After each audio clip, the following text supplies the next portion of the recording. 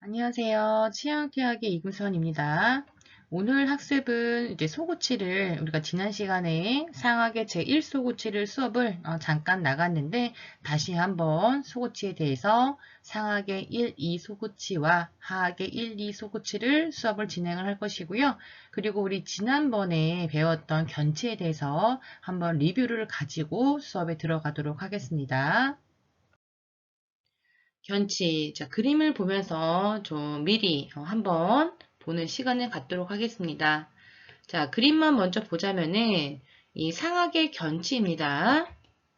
이쪽이 순면, 설면, 이것은 하하계 순면, 하하계 설면입니다. 상하계 견치부터 먼저 보자면은 수면에서 볼 수 있는 것이 여기가 메지알, 여기가 디스탈입니다. 디스탈 쪽에서 이 치경측에 보면은 이렇게 예각으로 뾰족하게 되어 있고 근심은 다소 각이 조금 크게 되어 있습니다. 이 첨두의 위치는 근원심에서 약간 이 근심 측에 위치하여 있고요. 설측에서 보면은 이 설면 결절이 보입니다. 이 설면 결절에 의해서 이 첨두까지 이어지는 볼록한 무엇이 보이죠? 설면 융선이 보입니다. 설면 융선은 견치, 즉 견치에서만 볼 수 있는 것인데 상학에서 이 설면 융선은 잘 발달되어 있고요. 하학에서는 이 설면 융선과 근심과 원심 측에 있는 변형 융선이 존재하긴 하나 발육이 미약해서 이 소화도 이제 대부분 많이 깊지 않고 전체적으로 약하게 이 와도 형성되어 있습니다. 사각 견치에 보면은 이렇게 변형 융선도 아주 발달이 잘 되어 있죠. 그래서 이 변형 융선과 설면 융선이 잘 발달되어 있어서 이렇게 와도 잘 형성이 되어 있는 특징을 가지고 있습니다. 순설경, 이 순설경에서 보는 것과 근원심 중에서는 이 순설경에서 더 통통하게 나타납니다. 그래서 근원심의 좌우측보다는 이 순측과 설측에서의 옆으로의 사이즈가 더 통통하고요. 상악 같은 경우에는 이 치근이 구강 내에서 가장 깁니다. 하악 같은 경우에는 치관이 구강 내에서 가장 긴 지하이고요. 하악은 이 첨두가 뾰족하지 않고 낮고 둥글게 되어 있습니다. 이렇게 끝에 첨두가 있어서 오각형의 형태의 이 상하악과 하악의 견치는 오각형의 형태를 하고 있습니다. 상하악의 견치는 구강 내에서 치근이 가장 길고 수면에서는 근심 순면 융선과 중앙 순면 융선, 원신 순면 융선, 그에 따른 근신 순면구와 원신 순면구를 볼 수 있고요. 설면에서는 이 변형 융선이 있죠. 그래서 근심 변형 융선과 원심 변형 융선 또는 견치에서만 볼 수 있는 설면 융선. 이 설면 융선은 설면 결절에서 첨두까지 내려오는 불룩한 융선인 설면 융선입니다. 이렇게 변형 융선과 설면 융선 사이에 오목하게 함몰 부위를 나타내는 것이 설면화죠. 근심 설면화, 원심 설면화 이렇게 존재를 합니다. 절치에 비해서는 치간의 근원심경보다 순설경이 큽니다. 상악의 중절치, 측절치에서는 순설경보다 치간의 좌우측인 옆으로 큰 근원심경이 컸으나 상악의 견치에서는 근원심경보다는 순측과 설측인 순설경이 더 크게 나타납니다. 절단연의 이 중앙에는 첨두가 있어서 근심절단연과 원심절단연으로 나뉘게 되는데 첨두가 약간 근심측에 위치하기 때문에 상대적으로 근심보다는 원심 절단연이 더 길어집니다. 하악의 견치 보도록 하겠습니다. 하악의 견치는 상악의 견치보다 치관의 순, 설경, 근, 원심이 모두 작습니다. 또는 이 치관의 길이, 치관의 길이가 전체 치아에서 가장 깁니다. 상악의 견치에서는 전체 치아에서 루트, 치근이 가장 길었지만 하악의 견치는 치관의 길이가 전체 치아에서 길며 하악 견치에서는 이 치근의 끝이 원심측으로 향하는 치근 상징이 잘 보입니다. 또는 치경선의 만곡 차이가 가장 큰 치아가 하악의 견치이고요. 이렇게 근심측이 원심측보다 차이가 더 많이 나타나죠. 그런데 이렇게 치경선 만곡 차이가 전체 치아 중에서 하악의 견치에서 많이 크게 나타납니다. 상하 견치의 좌우 구별하는 방법 보도록 하겠습니다. 근심 절단 우각은 예각을 보이고 원심 절단 우각은 둔각을 보이는 우각상징이 잘 나타나 있고요. 근심의 순설 반부는 원심의 순설 반부보다 풍용하다. 만곡상징도 잘 되어 있죠. 하지만은 이 좌우측의 크기로 좌우측의 넓이를 본다면은 첨두가 근심측에 위치하고 있기 때문에 근심 반부보다 원심 반부가 더 넓게 나타나 있습니다. 그래서 근심 반부가 원심 반부보다 좁다. 하지만 발달이 잘 되어 있기 때문에 근심의 순설 앞뒤로 봤을 때는 더 통통하게 앞뒤로 풍용하게 되어 있다.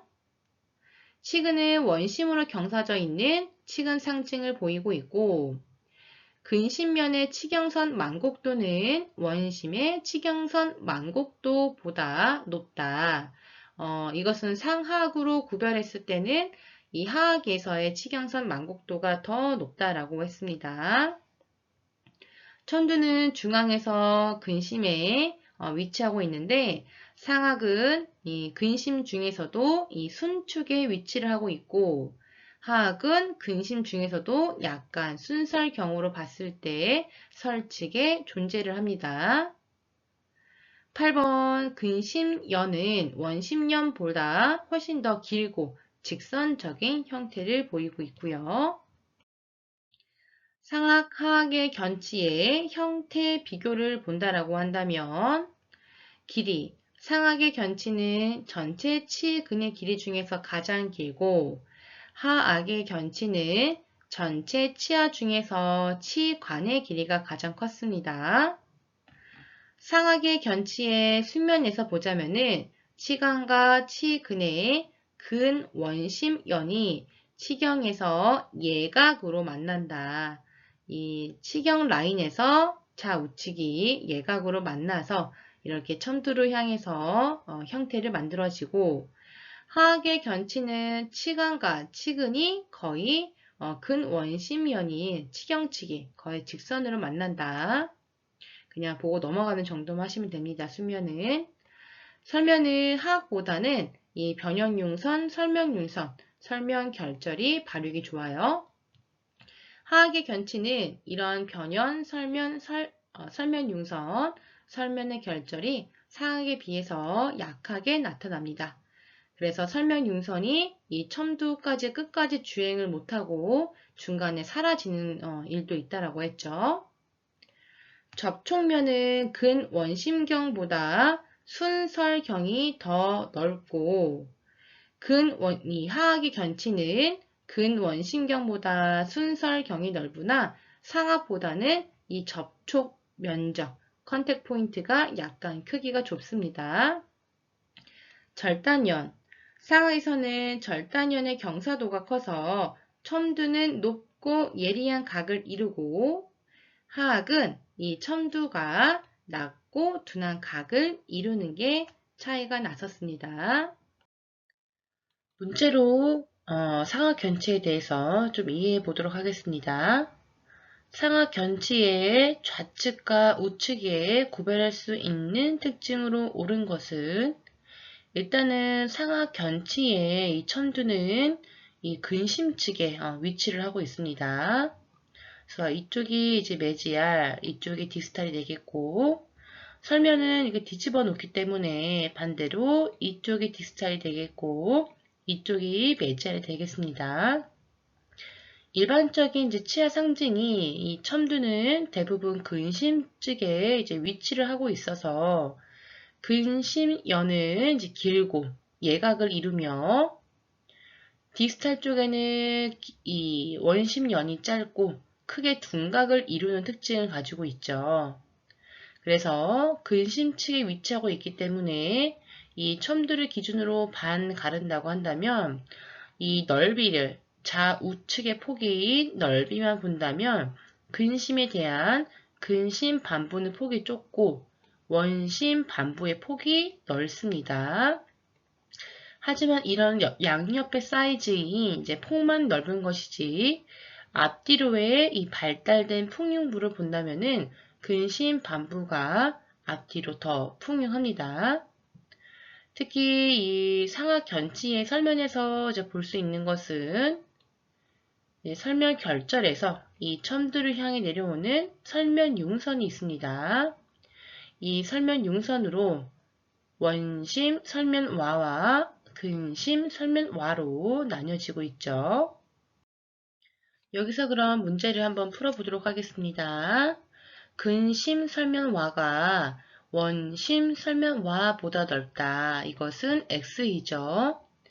근심에 대한 이 첨두가 이 첨두 위치가 약간 근심 쪽으로 위치를 하고 있기 때문에 상대적으로 근심 설면와보다 원심 설면와가 훨씬 더 넓습니다.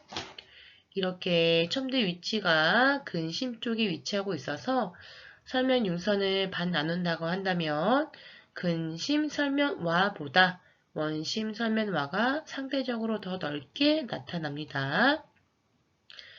2번 근심 절단연이 원심 절단연보다 짧다. 이건 맞죠? 이 첨두가 순면에서 보았을 때 이 절단연이 이제 첨두 위치가 근심에 있어서 근심 절단연이 더 짧게 나타납니다. 정답은 2번이 될게요. 세 번째 보기 본다면 첨두의 위치가 근원심경 중앙에서 약간 원심 측에 위치하고 있습니다. 일반적으로 이 첨두를 갖고 있는 견치와 소고치는 대부분은 약간 근심에 위치하고 있고요. 만약 이것이 이제 비대칭으로 나타나는 상하계 1소고치처럼 비대칭으로 나타나는 치아라면은 반대로 약간 원심측에 나타날 수가 있습니다. 네 번째, 근심의 접촉부보다 원심의 접촉부가 더 치경측에 이제 위치한다. 이것은 X죠.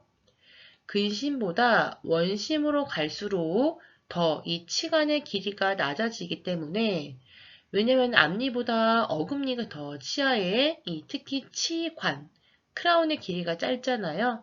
그래서 점점 접촉 부위도 아래로 내려가기 때문에 이 치관측보다도 치경측으로 어금니로 갈수록 즉 원심측으로 갈수록 더 치경측에 가까워지게 됩니다. 이 접촉부, 컨택 부위를 의미하는 거예요.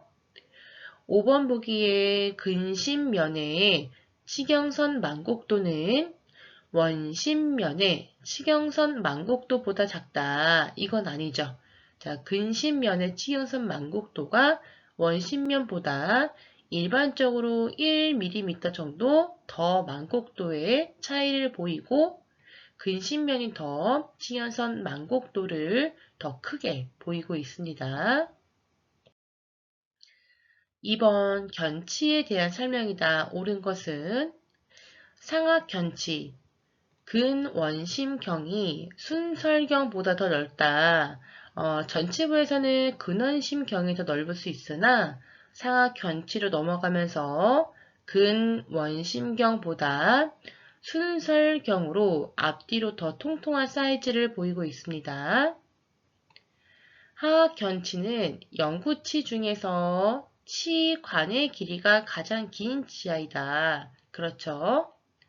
이 상악 같은 경우에는 이 치근, 루트가 가장 긴 치아이고, 하악견치는 영구치 중에서 크라운의 이 치관의 길이가 가장 깁니다. 상악견치 세 번째 보기. 근심 반부가 원심 반부보다 더 넓다. 이건 아니죠? 선두가 근심에 위치하고 있기 때문에 양 옆의 사이즈로 본다면 근심 반부보다 원심 반부가 양 옆의 사이즈는 더 넓다.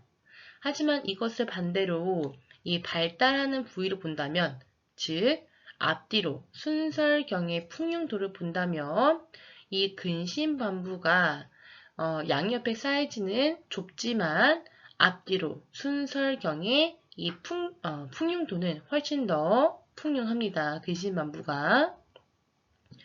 네 번째, 하악견치 중에서 이 영구치 중에서 제3대 고치 다음으로 기형치가 나타날 확률이 높다. 이것은 아닙니다. 제3대 고치는 사랑니이기 때문에 이제 맹출되지 않을 가능성도 있고, 이 측절치에서 기형치가 나타날 확률이 높은 치아입니다. 5번 상악견치, 구강내 치아 중에서 치경선 만곡도 차이가 가장 크게 나타나는 치아이다. 이것은 이 만곡도 차이라 그러죠. 그러니까 이 근심과 이제 원심의 만곡도에 대한 차이의 크기를 본다면은 하악견치가 정답이 됩니다. 보기 5번 문제에 대해서 다시 한번 설명을 하도록 하겠습니다. 5번은 일단은 하악견치가 치경선의 만곡도가 구강내 치아 중에서 이 근심과 그리고 원심의 치경선 만곡의 차이가 가장 크게 나는 치아이다. 자, 이렇게 일반적으로 본다면 이 치경선 만곡이 원심 한 치아에서 본다면 원심면에서보다 근심면에서 약 1mm 정도 더 큰 차이를 보이고 있습니다. 우리가 전체 치아를 본다라고 한다면 이렇게 이 중절치가 특히 이 전치 중에서도 근심면이 치경선 만곡도가 가장 높다. 그리고 이 구치부의 원심측으로 갈수록 어때요? 치경선 만곡도 차이가 거의 나지 않죠? 그래서 이렇게 어금니로 갈수록 점차 이 매지알 쪽에는 1mm 정도 치경선 만곡도를 보이지만 이렇게 구치부 원심측으로 갈수록 거의 직선의 형태를 보이고 있습니다. 자, 그렇다면 치경선의 만곡도가 가장 높은 것은 상악의 중절치의 근심면이 됩니다. 자, 이렇게 원심과는 1mm 차이가 나죠. 그런데 우리가 앞에서 보기에서 봤던 것처럼 근심과 원심의 치경선의 만곡도 차이, 이 마이너스를 해서 계산을 한다면 하악의 견치에서 근심이 2.5, 원심이 1.20이 되시기 때문에 이렇게 1.5의 차이를 보이고 있어요. 그래서 만약 이제 5번의 문제가 구강내 치아 중에서 치경선의 만곡도 크기가 가장 크게 나타나는 치아라고 한다면은 상악의 전치부 근심면이 되겠지만 구강내 치아 중에서 치경선의 만곡도의 차이가 근원심의 차이가 가장 크게 나타나는 것은 하악의 견치에 이제 근심이 2.5에 원심이 1.0이 나타나기 때문에 다른 치아는 일반적으로 1.0에 대한 차이가 나타나지만 하악의 견치에서는 1.5의 차이를 보이고 있습니다. 이렇게 해서 지난 시간에 배운 견치에 대해서 상악 견치와 하악 견치에 대해서 정리를 했고요. 오늘은 소고치에 대해서 배웁니다. 자, 학습 목표에 대해서 본다면은 소고치의 이제 크기 순서, 우리가 이제 이 제1소고치, 제2소고치, 상하과 하악으로 나눠져 있어서 양측에 이제 존재를 하기 때문에 이제 총 8개의 소고치가 있습니다. 그래서 이렇게 1, 2 소고치, 상하악 중에 어떤 치아 순서로 이제 크기가 나타나는지 알아볼 수 있도록 하고요. 소고치에서 다 이제 거의 당근치, 루트가 하나이지만 특별히 상하악의 제1소고치만 복근치인 루트가 2개가 나타납니다. 소고치의 협측 교도와 설측 교도의 비율을 설명할 수 있다. 소고치에서는 이 교두가 2개가 나타나죠. 협측과 설측에서 이 2개가 나타납니다. 일반적으로 협측의 교두가 훨씬 크죠. 네, 설측의 교두도 이제 크나 이 소고치에 따라서 설측 교두가 제일 발달한 것과 제일 발달하지 않은 소고치가 있습니다. 상하의 제1소고치의 현면의 형태를 설명할 수 있고 상하의 제1소고치의 설면의 형태를 설명할 수 있고 상하의 제1소고치의 교환면에서 나타나는 구조물을 설명할 수 있다. 특히 상하의 제1소고치 4번에서는요. 근심 변연구에서 계제결절, 이상결절을 확인해 볼 수가 있는데 불룩한 윤기가 보이는 계제결절을 확인해 볼 수가 있습니다. 또는 상하의 제1소구치의 치근의 수와 이제 명칭을 설명할 수 있다. 이제 복근치라 그랬죠? 즉 루트가 협측과 설측으로 2가지로 분지가 되어 있습니다. 상하 제1소구치의 좌측과 우측을 구별할 수 있는 특징을 쓴다. 상하의 제1소고치는 이 비대칭으로 즉 좌측과 우측에 대한 특징이 다른 일반적으로 나타나는 치아들에 비해서 반대로 나타나는 특징을 가지고 있습니다. 상하의 제2소고치 5번을 의미하고요. 이소고치의 현면의 형태에 대해서 설명할 수 있으며 상하의 이소고치의 설면을 설명할 수 있고 상하의 이소고치에서 보여지는 교환면에 나타나는 이 구조물에 대해서 설명할 수가 있습니다. 상하의 이소고치 같은 경우에는 이 좌우에 대한 특징이 차이가 나지가 않고 대칭적으로 보이기 때문에 좌우 구별이 즉 매지알과 근심에 대한 구별이 가장 어려운 치아이기도 해요. 하악의 1소고치 현면의 형태를 설명할 수 있고 설면의 형태를 설명할 수 있으며 하악의 1소고치의 교환면에 나타나는 구조물에 대해서 설명할 수가 있습니다. 하악의 1소고치 같은 경우에는 이제 소고치 중에서도 가장 작은 치아이고요. 이제 게다가 이 견치 바로 옆에 있기 때문에 이 설치기 교두에 대한 발달도 가장 저조하고 견치화되어 있는 치아입니다. 하악의 이소고치의 현면에 대한 구조물을 설명할 수 있고 특히 하악의 이제 교환면 같은 경우에는 이소고치에서 이제 구치화되어 있기 때문에 일반적으로 교두가 이제 2개인 것도 있지만 3교두형인 형태가 더 많이 나타납니다. 소고치는 상하악에 2개씩 모두 8개가 존재를 하고요. 소고치는 견치의 즉 3번 견치의 후방에 원심치게 있죠. 또는 대구치 전방에 위치하며 정중선에 가까운 소고치를 제1소고치라고 하고 자, 이 치아가 제1소고치입니다. 이제 이렇게 반 나눠서 이게 정중선이죠. 반 나눠서 이 1소고치 앞에 있는 것이 견치이고 이 1소고치 뒤에 있는 것이 2소고치 여기 뒤에는 이제 대구치가 있겠죠.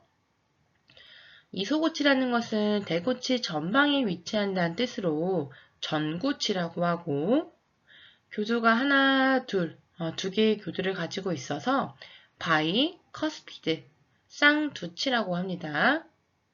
그러나 화학의 제2소고치에서의 특징은 견치가 협측이 하나, 이 설측에서 두 개로 나타날 수 있기 때문에 교두의 수가 두 개에서 세 개로 변이가 많기 때문에 쌍두치란 의미는 크게 적당하지 않다. 그래서 전고치라고 이제 표현을 하고요.